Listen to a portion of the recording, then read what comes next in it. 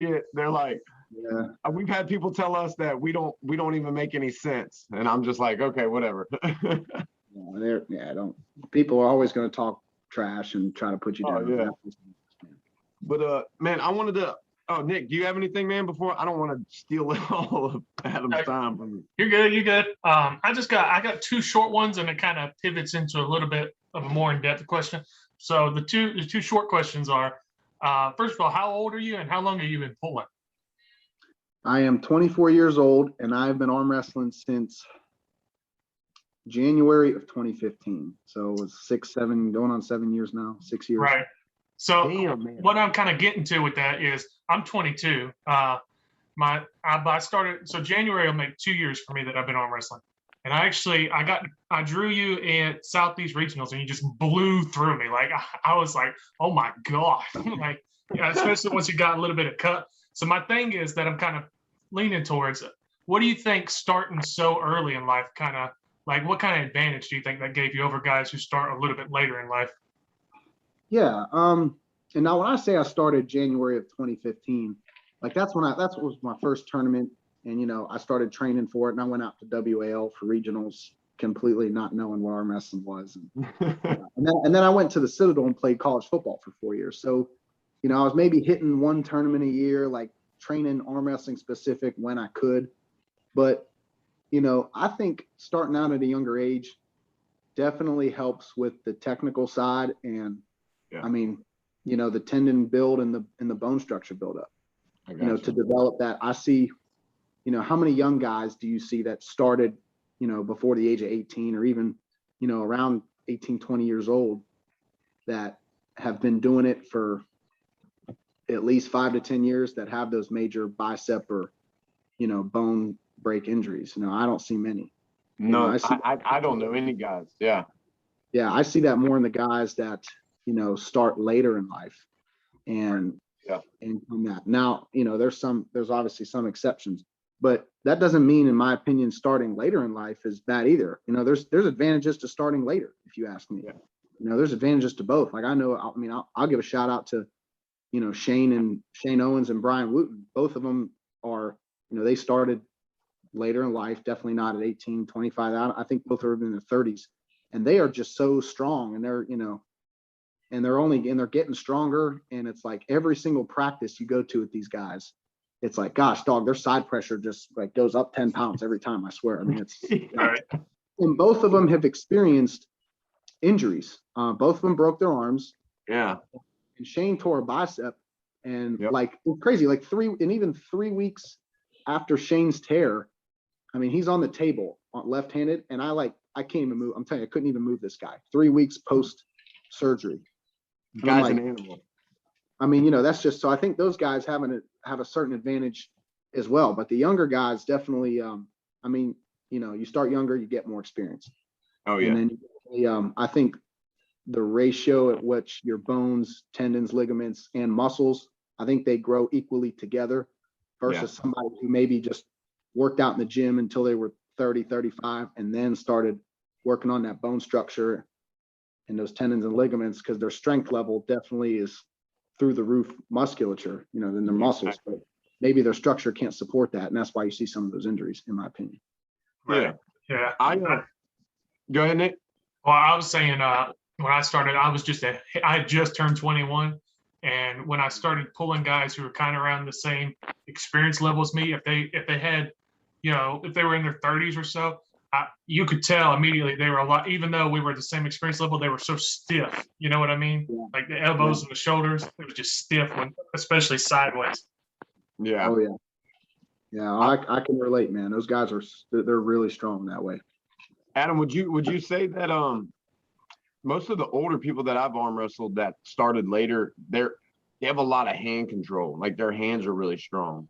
Like especially them like country cornbread cock strong dude, and like you said, all that side pressure, and it's just I understand exactly. I'm 32, man. I didn't start until November of last year, so I'm barely 10 months in, and I thought that was still young, but you guys are. Nick, to be honest with you, I thought Nick was a little bit older than what he did, so Nick threw his age out there just now, and I'm over here like, damn it. I didn't even want to tell you I was 32. I was about to say I was 22. I mean, like I say, there's advantages to both. And it's just like anything in life, you know. I mean, look at guys like Todd Hutchins, Tim Bresnan. I mean, they started late and they're some of the best in the world, you know. So, Oh yeah. and then John Brzenk started when he was, you know, fifth. I mean, crap, like he said he was like 12 or 13 or something when he first put his elbow on a table. And like he's, That's you know, crazy. technical master of that has ever existed. So, you know, there's a, yeah, It's insane, man. yeah, for sure. Nick, you got it? What was your other question, bud? That was it. It was the two. I was just asking how old he was, and it was kind of leading into about starting young. That was. Yeah. So who would you say right now, Adam, is the I guess out of like our area, like the North Carolina, South Carolina area, who would you say is one of them guys that is in like sleeper mode that you see up and coming, making big head waves? But I mean, not it could be a young guy or an older guy, it doesn't matter. Who is deserving of, you know, the up and coming shout out, you know? Because I know you have your hand in with everybody. Everybody that I talk to, they know you and they're just they have nothing but good things to say about you. And at Ladson, I really realized how much you do for the sport and how much involved you are. I saw you every time somebody wanted to come up to the table, you were there. You were letting everybody know that, hey, this is a new guy. Take it, like show them what to do. You know, don't blast through them. Yeah, and I mean, he walked up the stage and people are like handing them their wallets and their car keys and their wife, and it's like, God, we just love you. Yeah, I was like, right. Hey, this guy's a campaign away from kissing babies and being running for president. Oh, man, I just you know, that's a great question, but also kind of a hard one to answer. There's a lot of up and comers, especially in this area. Now, you know, in my opinion, I can name so many guys, but like there's so many guys out there that I know. Of course, you know, I've already tooted Shane and Brian's horn and, you know, all those guys. So I'm not going to toot their horn anymore. But if I had to give you honestly, and this guy's from Georgia, and I'm a little bit biased. Well, he's not from Georgia, but he lives there now. And I'm a little bit biased because he was my roommate in college, and he was there on Saturday. But if this guy starts to train, I mean, he works out like an animal. But if he really starts to train arm wrestling, watch out for Tyler Davis. Is that the big buff, like like crop top dude? Yep. Oh yeah. Dude. Look, watch out for Tyler Davis. Let me tell you something. I don't know. I didn't feel him. I was able to witness, but Chase Griffin said, dude is an animal. Yeah, he's one of those guys. I'll give you a quick little backstory. I mean, he was my roommate off campus in college. We both played football together. He was a starting center, right guard for the Citadel for, you know, all 4 years, and he was going to the NFL. And, you know, I don't know if you know anything about the Citadel, but we're a triple option offense, and we really don't run all that. I mean, no one in the NFL runs that, and it was hard for him to get recruited based on that film. And he never ended up going to the NFL, but I mean, he's one of those guys in college that weighed 300, 310. And I mean, he wasn't fat. He was just huge and strong. Yeah. He's got real long limbs and a real big hand. Yeah. And I used to make, I mean, when I didn't have anybody to train with arm wrestling, I mean, I had my table in the apartment and I'm like, come on, grip up with me. You know, I would make all these big, strong linemen pull with me. And, you know, of course, at first I started smashing them, but he started watching some Devin Larratt videos. And dude, this guy came back and like, I'm telling you right now, for 3 years, my left hand could not do a thing with him. Not a thing. It's crazy. Wow. I was like, he made me feel like a child left-handed. He would take me and pull me. I would come across the table. I mean, it was just Juji Mufu style. Yeah. I mean, so, you know, of course, after college, you know, I got this guy in the pool and he dropped some weight. You know, he could probably make the 242 class.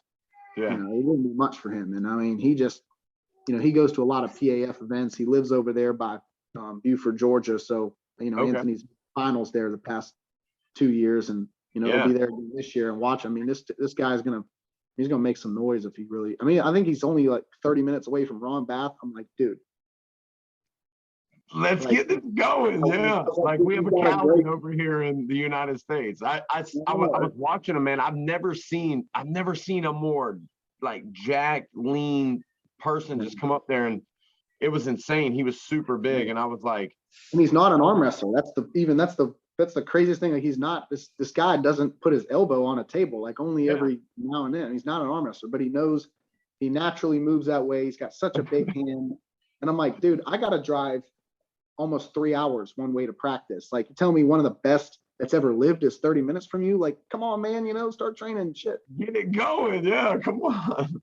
Oh, so I hope he does. I really, really hope that he, and he's close to some other groups too, like James Stein. I think he's close with him. I don't know where else, Joe Rodder's 6 a.m. crew. He's probably not too far. So he's we just got to get him into it, Man, hey, whatever we can do to help. I don't know what kind of incentive he needs, but that man, like I said, he's up there. Chase was just telling me, he was like, man, the guy's just too strong. He was like, there was nothing I can do. He was just too strong. And then when you brought him over there to the after table, and I just overheard y'all talking, and you were like, he doesn't even pull, and he's new, and I was like, what? And then there's one other guy I probably want to give a good shout out to. And again, I'm biased because I know there's a lot of North Carolina guys, up there that are up and coming. But another guy that you probably haven't heard of, he was at the tournament too, guy by the name of Al Brown. Brown. Yeah. And he made a showing up there, right-handed. He beat, I think he placed first in that 220 class, or I don't know if he placed first, but he beat Tim Lewis, and I don't know if he beat Chris Morales or not.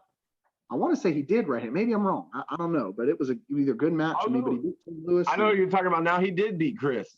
Yep. I think he did. I think he placed first in that class. And I know Tim's right isn't, he doesn't really advertise his right. His left is a real deal. But I mean, if he can learn, he's one of those guys that are, again, just a strong, and he's finally starting to understand a little bit of hand control. Yeah. And if he could just get a little bit more fluid on the table, I think that he could do some big things in that 220 class, make some noise. That's exciting, man. What's that? We got about 5 minutes left on this recording. It's 40 minutes for Zoom unless you upgrade to premium, and I ain't got that kind of money. So you want to cut it and do another one, or you want to go ahead and talk about that subject you were talking? I don't know what the subject was. Oh no, he already the hand that was the hand control. The center table thing. Yeah, I wanted to go ahead and get that out of the way, and I just wanted to ask Adam your super match with Noel, man. So from what I don't want to make statements that aren't true. So I want to talk to you about it. I've seen a lot of Noel saying that it could have went a different way. In my opinion, I don't know it could have went a different way. I just saw complete Adam doing his damn thing. But talk to me a little bit about what you think Noel was talking about, man. I don't understand it. I just wanted to get your opinion on that too. I know you're a businessman. I've learned that through your comments and everything. And I'm like, this dude right here is not only strong, but he's smart as hell.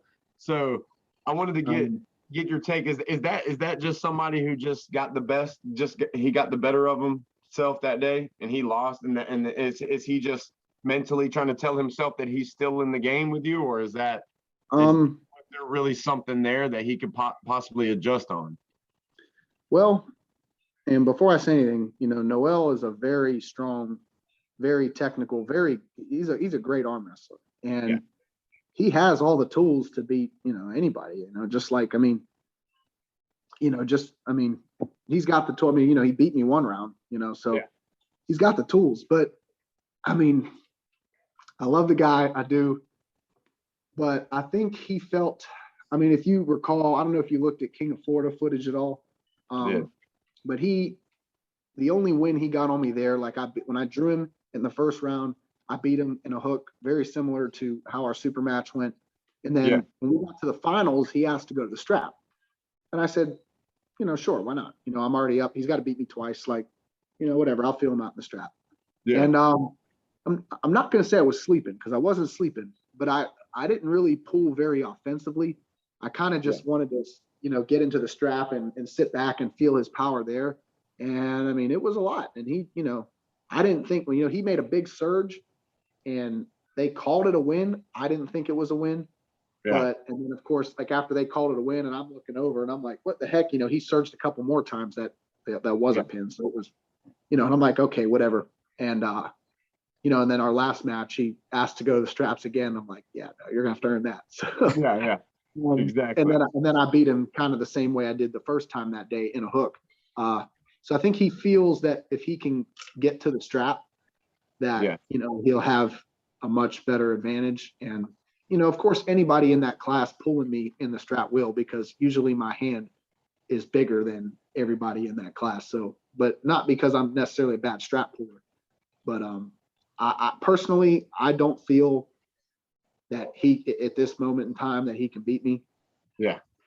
Especially now that I've already pulled him and exposed a few weaknesses that may not have been prevalent to the viewer, but me being on the table and seeing that. So, but that's not to say that this guy puts on 10 pounds and in a year comes back and is a totally different animal. I mean, Exactly. Yeah.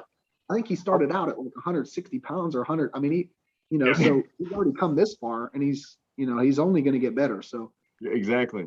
Oh, I wanted to ask you also, how much did stamina play into that match, do you think? Oh yeah, it played. I mean, it definitely had a factor. I mean, I was getting gassed like in my hand a little bit. I think it was round 4 and we were in a hook and I just said, screw it. Like, I'm just going to top roll the crap out of him.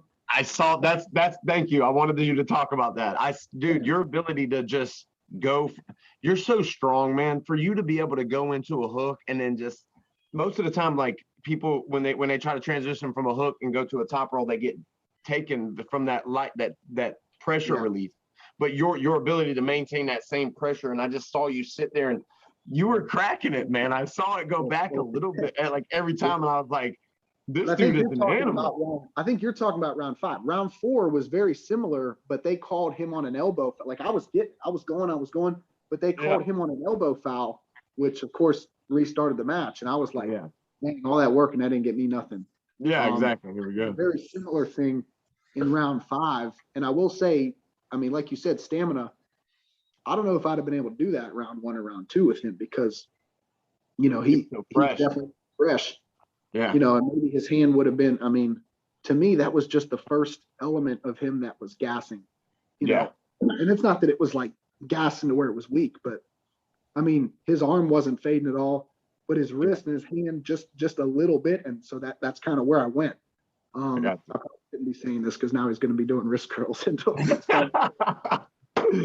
Damn it. And we'll edit that little part out. Yeah, but no, I mean, the guy is super strong. He's up and coming too, and he's definitely going to be. I feel like I started a little rivalry with him, kind of like how I did with Robbie Russell last year.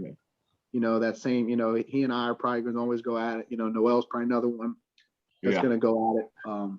So, yeah, I mean, he's definitely a threat, and he's definitely going to become more dangerous as time goes on. See, I'm as a fan of WarZone and a fan of like just arm wrestling, dude. If y'all ever go down again, I don't care if it's in Florida or Pennsylvania, I'm coming there because I'm telling you, like I've never been to an event.